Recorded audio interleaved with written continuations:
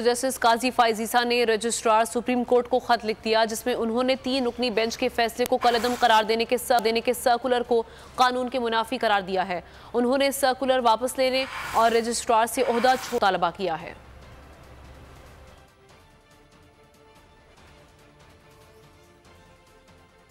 तो नजर आ रहा है सामने लिखा हुआ है जुल्म मिटने के लिए 2 चीजों से मिटेगा भाई। एक, अदल की कुर्सी पे जो लोग बैठते हैं ना, वो अदल के हिसाब से फैसले करने लगे। दूसरा, कौम निकल खड़ी उस जुल्म के खिलाफ, तो जुल्म खत्म हो जाएगा। या इन दोनों में से कोई एक चीज हो जाए या दोनों हो जाए।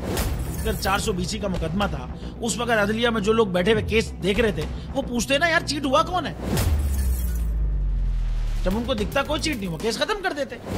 तो जालिम जुल्म कर ही नहीं पाता। 9 जजेस ने नोट बिफोर किया मेरे केस को यार, 1.5 साल चला।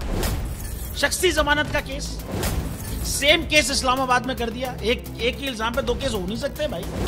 मतलब 60 दिन का वक्त होता है। 102 दिन के बाद मैं जीत गया, केस बरी हो गया।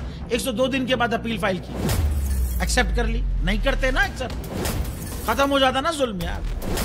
भरी अदालत में मुझे बरी कर दिया, फिर पता नहीं क्या हुआ। 2.5 घंटे बाद का नोट बिफोर, मैं नहीं सुनता ये केस। खड़े रहते अपने फैसले पे, मिट जाता जुल्म। अल्लाह ताला ने बिठाया इस कुर्सी, इन कुर्सियों पे इनको यार, ये अल्लाह ताला की तरफ से फैसले करने हैं। तो या तो ये फैसले आएंगे, जुल्म मिट जाएगा, या कौम खड़ी हो जाएगी जुल्म के खिलाफ।